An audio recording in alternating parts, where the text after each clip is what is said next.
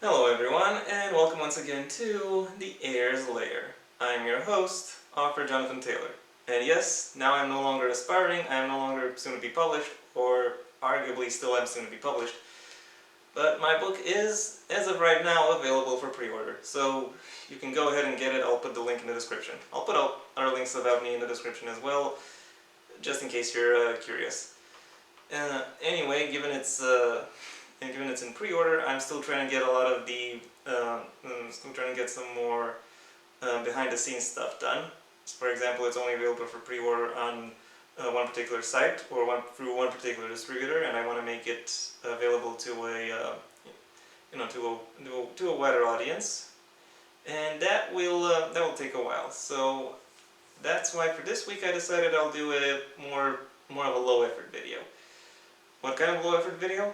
Well, I mentioned last week that I have a Goodreads account, which I might update in the near future or transform into an author's account as soon as I find out how. But for now, I think I can use it to milk content, because I have some books I reviewed, and I kind of want to see what other people have said about it, especially if they gave surprisingly good or surprisingly bad reviews. To that end, I'm gonna put 15 minutes on the clock and start reading. First book, The Subtle Art of Not Giving a Fuck, a counterintuitive approach to living a good life, by Mark Manson. I found some pretty good ones. Well, okay, this one is funny. It's a 3-star review, but it looks pretty lengthy, so I'm not gonna read it out. But I will share something that is in the actual review. A meme of Spider-Man, the 60s Spider-Man, looking over a corner and holding something in his hand that kind of sparkles. And the meme says, "I found exactly one fuck, it is my gift to you." Fucking brilliant. Anyway, let's see. Okay, Mary Monaghan and her 2-star review says, "I started out liking this book. I really did. By the time I was halfway in, his smug attitude about the things he frankly knows jack shit about were getting on my nerves. He made some excellent points, all of which have been made countless times by other more competent writers. Read Sartre, Camus, Siddhartha by Hermann Hesse, and various Buddhist texts instead. Regurgitating Eastern philosophy and existentialism while swearing a lot only gets you so far. I stopped reading and returned this book." But she still gave it 2 stars. Interesting. Recommends it for worries, fretters, and stressors, Kevin Kelsey, also a 2-star rating. It's a very surface level look at Stoicism and Western Buddhism aimed at dude bros. It has some good things to say, and it's a decent introduction to some great concepts, but it's pretty cringe and misogynistic. I would suggest Why Buddhism is True and The Practicing Stoic instead, I imagine. As much better book to read that covers the same ground more in depth without any of the negatives. Okay. Lenore gave it a 1-star rating, and her review is pretty basic. "What a load of self-indulgent, sexist codswallop." There's a lot more sexism in these reviews than I remember from this book. Oh well, I've read it a while back, so maybe it's fair. Okay, Sherry rated it 1 star and said, "Definitely written by and for straight, white, entitled males." Okay, that hurt. Well, okay, I was entitled back in the day, so that didn't really hurt that badly. I have no fucks to give for this book or the author. Okay, let's see who else. Oh, Joe rated this book 1 star, and whoa, it's a lengthy review. "Has anybody been unfortunate enough to be sitting in a restaurant, enjoying the ambience and possibly a meal, and out of nowhere a rather drunk individual parks himself beside you, grinning profusely, and then just doesn't stop talking about his life, your life, and everything he thinks that you should be doing, but without any solid proof to back himself up? I have. And this book by Mark Manson made me feel like I was back in that restaurant, but with an even dodgier individual attempting to give me life lessons. Seeing this book for the first time, I'll admit, I was pretty revved up about reading it. I mean, let's be honest, a bright orange cover with the subtle art of not giving a fuck boldly plastered on it, you can hardly miss it. The book began with an introduction, which made me feel like this was going to be a truly life-changing read. Well, from the words chapter 1, it all took a swift nosedive. Mansa began the first few chapters with a lot of fuck this, fuck that, fuck you kind of attitude. I can take cursing, but this was kind of tiring. This was like listening to a young person that has just discovered the art of cursing. It sucked. Well, I guess that says something about why I liked it. There were some interesting points, but you need to dig deep to find them. I found that this book had mostly opinions with a few hidden facts chucked in for good measure. I cannot understand how Romeo and Juliet could be brought into this book. Then a couple of pages later, Buddhism, and then many fucks later, he is telling us that he is amazing, as he has the audacity to inform his wife when she looks shitty. And, best of all, apparently she loves that. I just don't buy it. For me, this book is just a preachy retelling of stuff we already know, written by an average male, and I'm still trying to understand what possessed me to spend actual money on this. Absolutely no fucks given. Okay, it wasn't actually this crazily written, but I did read it kind of crazily. It's been... Oh, and she placed it on the to throw from a high building shelf. Adorable. That she actually has a shelf. No, a shelf called that. Okay, let's see other books I've reviewed. The Vintage Bookshop of Memories. I hope I'm going to find some... I rated it 3 stars. Well, I want to see if I can find some bad reviews. Nope. 4 and 5 stars across the board. Oh shit, my 3-star review is the worst! Quaint read, sometimes life is strange. Okay, someone put this book on a shelf called J.K. Rowling. Because reasons. I also rated it 4 stars. Yeah, nothing funny, nothing that interesting here. You just did a good job, Elizabeth. Congratulations. What else? Something more intriguing. Oh, Mein Kampf. As someone who, as someone who is very supportive of socialist policies, I have to say I am very embarrassed that I read Mein Kampf before Das Kapital. I will address that soon enough, but for now, let's look at some reviews. I gave it 2 stars because I don't know. It's kind of more interesting as a psychological device to look into what Hitler was generally thinking about than it is on any level approaching political philosophy or historical insight. I have to mention I read the annotated version that the German government put out in 2016, and the initial book was pretty thick, like it had 700 pages. The annotated version is twice as long. That's how much shit Hitler wrote in his book. You need another book that is twice as long to actually explain it. Yeah. Anyway.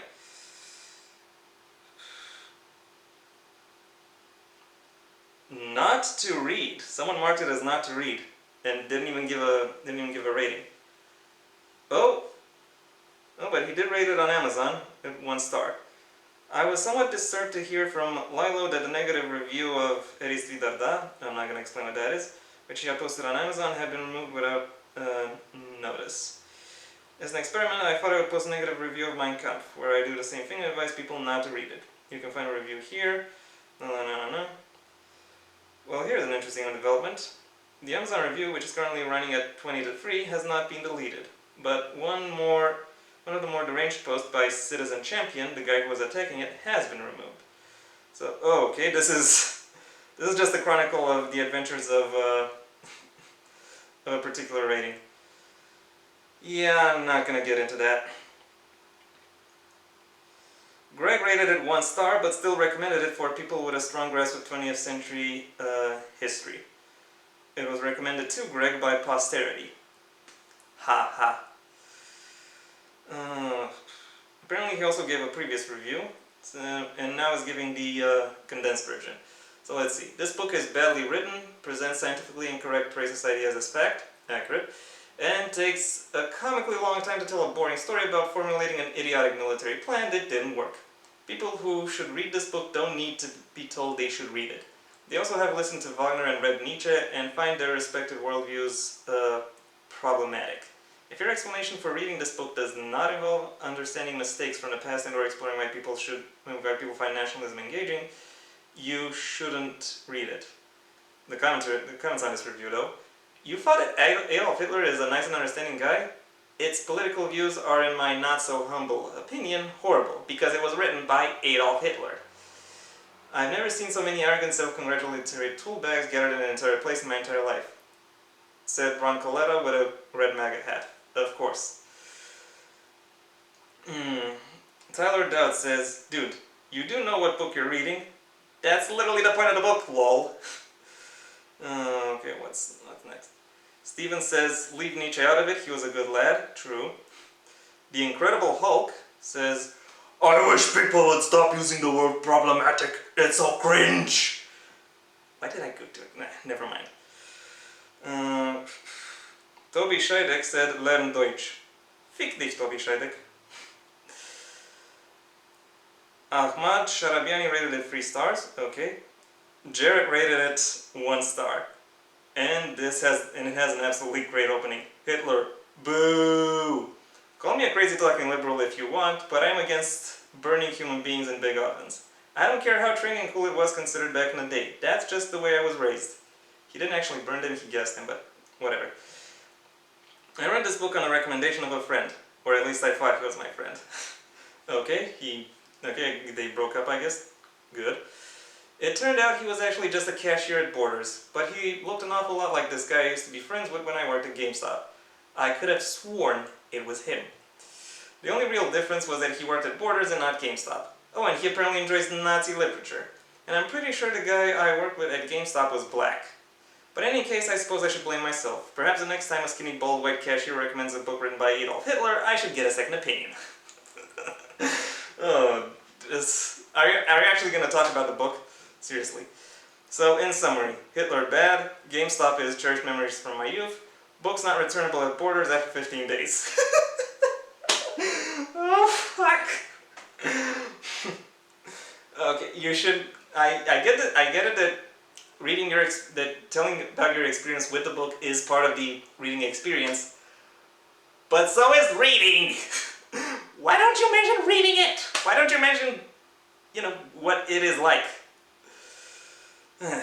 Anyway, Margarita wrote it at 5 stars. I do not want to read her review.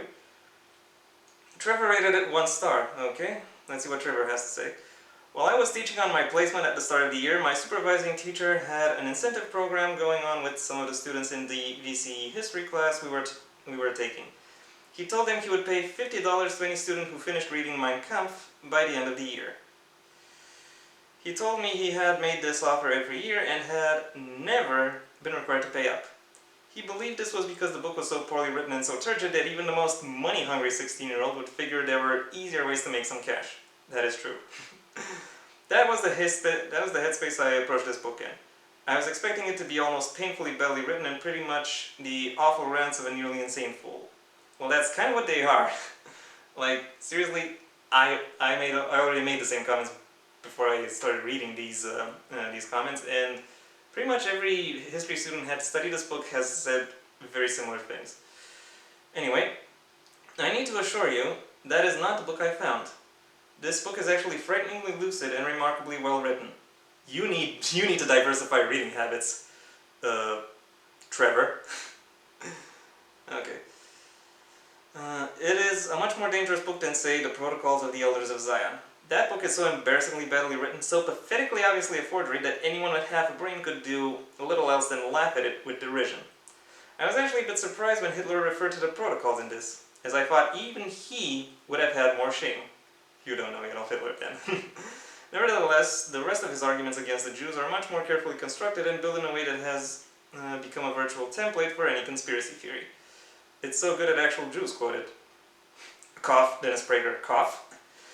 And what a conspiracy theory this is. Hitler starts by saying that he never really had anything against the Jews, thought they were just another religion and could hardly be bothered worrying about them. In fact, he goes so as far as to say that if he had heard people speaking against them, he would probably have stopped them and regarded these people as reactionary fools. At least until his eyes were opened to the Jews' infinite deceit after a series of interactions with them and social democrats following the death of his parents. The Jews are responsible for everything that is wrong with the world. From finance capitalism to the stock market to trade unions to communism and social democracy to modern art and theater and just about anything else you can think of. This is a conspiracy theory to end all conspiracy theories. He keeps telling the reader just how lacking in creativity the Jews are, but if they are able to pull off half of the stuff he blames them for, they must be nearly godlike in their powers. There were only one or two sections in the book when these rants became tiresome. He clearly understood when to push his point and when to hold back. Okay, lauding this book in a one-star review. I'm not gonna comment too much on that. He sounds much more reasonable than I would have ever dreamt. The things that are most interesting about this book, to me anyway, were the glimpses into his life given early. The stuff with the mice he watched playing on the floor is the last thing I thought I would find in this book. The stuff about his father is gobsmackingly interesting. As he says, he respected his father but loved his mother. In fact, he makes it clear that he definitely did not want to become anything at all like his father. Ironically, for someone who did not want to be a civil servant, I am sure that becoming dictator of Germany was necessarily the most obvious way of avoiding that fate. What he has to say about propaganda, essentially people are stupid and so need to be told in the simplest terms manageable what they need to believe and that all subtlety is wasted on them, made me wonder how people ever followed him, given he is saying he is more than happy to lie to his followers. This ought to be much more chilling for us today, flicked on the television and watching the ads lately, than it tends to be. Seriously? That was 15 minutes? I'm not done with this review. I was also surprised by his frequent references to German young men doing things to harden their bodies. There is a homoerotic element to this text, delicately stated of course, that I found completely unexpected. This view is increased by dismissal of female sexuality as entirely submissive. Sex plays a large role and... whoa! Holy shit, this review is fucking huge. Okay, last sentence. Our remarkable ability to create scapegoats has not deserted us with the years or with the knowledge of the consequences this madness had in Europe. I am glad I read this, but one volume was more than enough. Yeah. Okay, what else? 2-star rating, 1-star rating. Oh, okay. Riku Sayush rated it 1 star, and I'm just gonna read the his summary of his review. Mein Kampf or My Struggle. 560 pages of struggle against lies, stupidity, irrationality, and sheer prolixity. Okay. David marked it as spurned. Okay. And damn, he shelved it with feces. That's how he called the shelf where he placed this book. Okay, that's enough mockery on bad books. So, yeah. I'm sorry if this video was kind of pointless. It kind of had to be by design, but I hope you enjoyed it anyway. And even if you did it, then thanks for watching as far as you did. If you did ever enjoy it, then please leave a like and maybe share it wherever you think people will also like it. If you didn't like it, then give it a dislike and maybe share it wherever people will mull over it. I don't really care as long as you share. If you have anything you'd like to add, the comment section awaits your input. And if you want to see when my next video comes out, then go ahead and subscribe. Maybe also ring the bell or do whatever else YouTube will ask of you in order to keep you notified. Until next time, I am Jonathan Taylor, now a published author, and this has been the Heir's Lair.